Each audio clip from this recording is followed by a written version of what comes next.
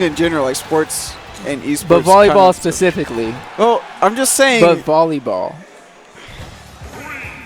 And here we go, game one. A2 Dynamo versus SCB Sabzi. Going, of course, starting on Startersville, a.k.a. Sheikville, a.k.a. Smashville. Let's see what these two players got. So, I definitely think Dynamo's more experienced in the Sheik Ditto for sure than Sabzi. If anything, I feel that Sabzi plays like a very similar style to Dynamo in the first place, like a defensive kind of like, defensive play style, but I definitely think Dynamo's does it better. Okay, and of course Dynamo also having maybe a little bit more time and spending a little bit more time over at the Sky's house. Yeah, I didn't know he went over there to practice. I just knew that mainly practicing with K9 too. I don't know if he still does it after the move. I know before the move he was there a couple times a week. Yeah, I remember that.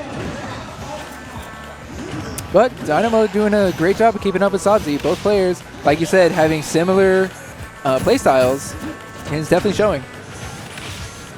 The main difference I'm seeing is Sabzi just doesn't really have the same kind of kill setups. Like Dom's mixing up with like down tilts and like you get him directly under where Sabzi wants to land, getting the down tilts there and trying to set up a kill set from there. But Sabzi mainly just committing to landing with forward air and F tilt. See though, still a really close game, especially in Sheik Dittos. Very true. Oh, 50-50 from F tilt, not connecting for Dynamo.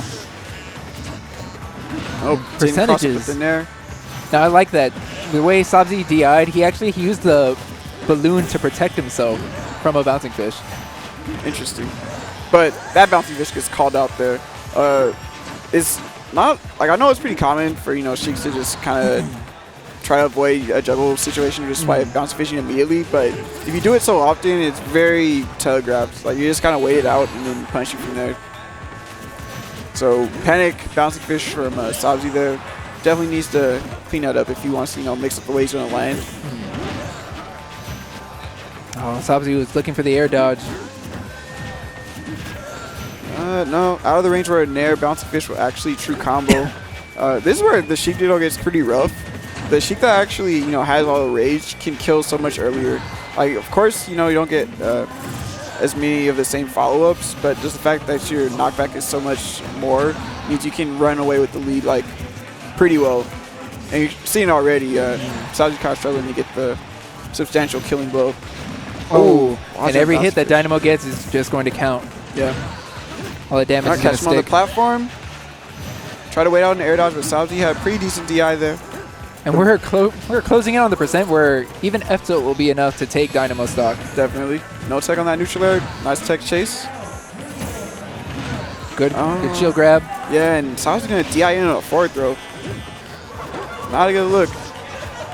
Like with the rage that Dynamo has, he probably could have ended that if he went for a harder punch, but... And there goes all that rage. 182%. Still in a really good place here. Once again, Sabzi DIing in on these forward throws. Dynamo's not going for the instant follow-up, but... He may just be thinking that there's no way that Sabzi's actually going to DI in.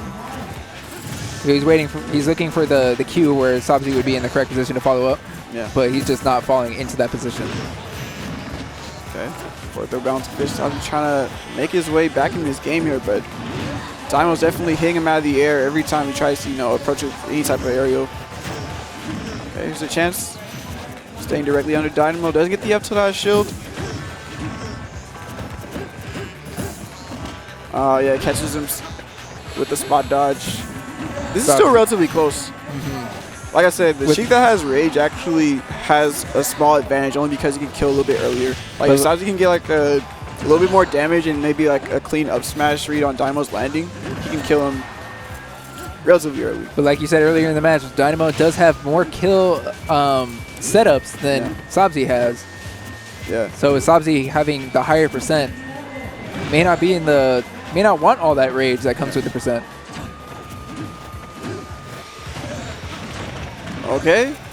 Forward throw up air. Good stuff for Sabzi. Catches Dynamo and shield, and Dynamo's going to DI in on a forward throw. And Sabzi popped off. Yeah, Sabzi with a super mega pop off there. I said it, man. The Sheik that actually has rage has a slight advantage in that situation. Yeah, you did in fact say that. I'm just surprised that we saw Dynamo DI in. Yeah, he might have actually been kind of panicking there because even though, you know, I said he has like good kill setups for Sheik, once you reach a certain percent to where you can't get down tilt up airs or F tilt up airs, you have to kind of rely on like a raw hit to get the kill.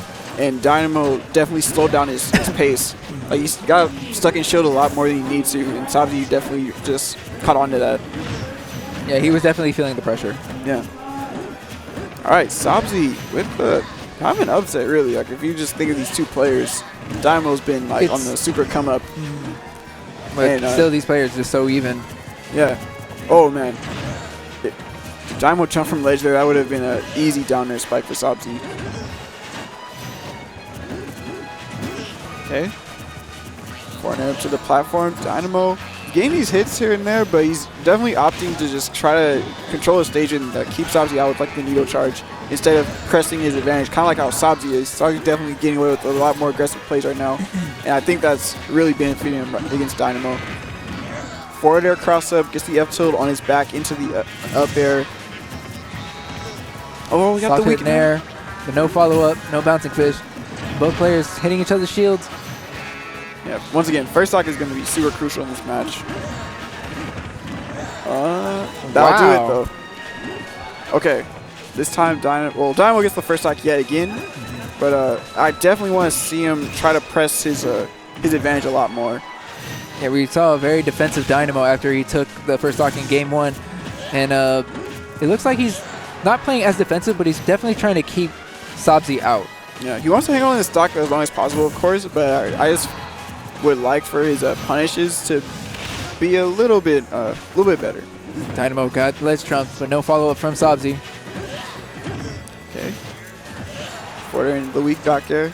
These are still pretty good hits. Sabzi's definitely approaching a lot more than before, just to still at the stock, and leading to him getting whiff punish. Oh, no punish on the full jab lag. I'm actually surprised that the last jab didn't extend to hit Sabzi. Just kind of respected that hitbox. This is still good stuff for Dynamo, once again. Only 147 for Dynamo. Yeah, I mean, again, he has all the rage, so Sabzi actually in depth percent to quite a few things. Once again, Dynamo getting ledge trumped. Oh.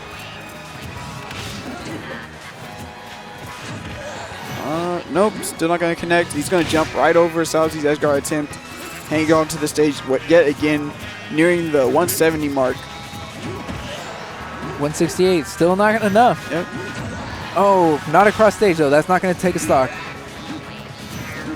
No follow-up off soft hit in air. Both players really just looking away for the end of the game. Or for Sabzi to take the first stock and Dynamo looking to end the game. Nice patience. Yeah, in similar situations where Sabzi would get the similar nair there, he would just go immediately for the bouncing fish when it's not in the percent where it actually, you know, true combo.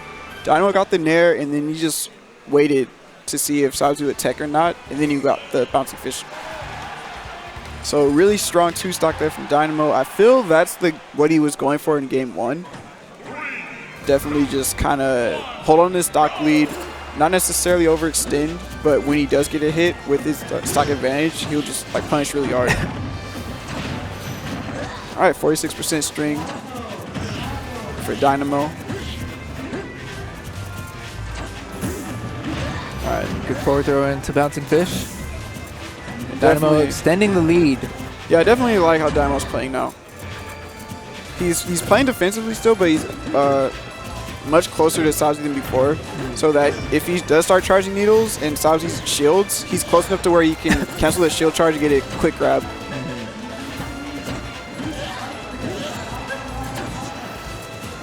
Yep, as again, needle charge for Sabzi and shield to the throw. Okay. Some perfect pivots here. Just a miss input with the dash attack. It's going to lead to a slight punish from Dynamo and losing all the stage control. Dynamo just continuing to rack up the damage. Yeah. Almost 100% deficit for Sabzi. Yes. Dynamo definitely recognizes that, you know, I don't necessarily have to just force my way in. Like, the more stage I command, the harder it's going to be for Sabzi to actually, you know, get in my face and make this comeback happen. It's going to be a lot easier to read his movements. But just like we've seen in the other games, the Sheik with the higher percent was able to take the first stock. Yeah, definitely. Of course, he can, you know, benefit off of rage really well, but the way Dynamo's playing, he's staying at a distance where he can react to any type of like predictable approach from Sabzi. Good jumps from coming out from Sabzi. Oh! And vanished, almost taking Dynamo stock. Yeah, Dynamo went super deep off stage there and almost paid like the ultimate price for it. Luckily for him, even when the rage vanished, isn't enough to kill at that low percent.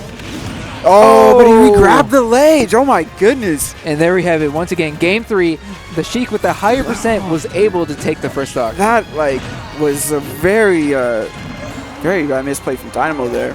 Now let's see if Sabzi can actually hold on to the stock as well as Dynamo did in game 2. Man. He definitely can. You can see the momentum in his favor, but down smash is enough. Yeah, he definitely danced on him. Had a whiff grab and thought he had a read on Dynamo's roll from the knockdown, but wasn't there. Right.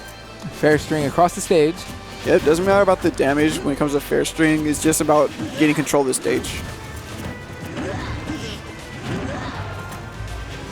Alright, Dynamo trying to lock down Sabzi at the ledge yet again.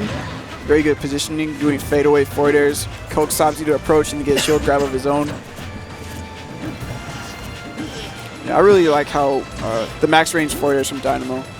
Makes it so he can poke Sabzi's shield really safely and get easier with punishes. And Sabzi's throwing out some very unsafe options on shield, and just resulting in him getting grabbed. Yeah, like just the way that Dynamo plays, it kind of forces Sabzi to run in, want to like space a little bit worse than he should. All right, throw him off, get the needle charge. Yeah, he starts taking any opportunity he can to just charge needles. Okay, well Sabzi is at 112%. Yeah, tipper down tilt. Yeah, really good spacing from Dynamo. Tipper down tilt in the up air. Good cleanup there. Even with him dropping that first stock to the spike, he just didn't really lose his composure. Yeah, and that's something that we've actually seen Dynamo really work on. Dynamo, of course, being a younger player, would actually get tilted very easily when he first came out into the scene. But now that he's, we've actually got to see him grow a little bit, he is able to maintain his composure, and that's a factor that actually led him to being, really growing as a player. Yeah, that, like you said, that was his main thing. I felt that it was kind of holding him back a lot because he would be playing really well, and then these things would happen, and then suddenly his head's out of the game because he's like, he's just thinking about that one thing that happened over and over and over. Right. He's just already lost. Yeah. Good stuff from both players, really. Sabzi with making that game 3 potentially could have closed that out too. Yeah, so. I was actually expecting Sabzi to win when he took the first stock, because I thought he was going to take that first stock and he was just going to run with it. Yeah, what he could have done is definitely take a page out of Dynamo's book, and he can get these good damage, but safely. Like he definitely got that first stock and he was like, all right, cool, I'm just going to go in and just like force these situations. And instead of playing a little bit more defensive, he just went. He kept the aggro up, and of course the whiff grab is what led to his losing his first stock. Right. But we already got the next match here. We got SM against Heavy. Falcon so we're gonna see against Corin or Ike. Oh, you're right. That is Heavy. Yeah. He doesn't really come out to that many tournaments. Oh, wait. What? Hold up. Okay. Oh, you trolling out here? He's throwing us for a loop.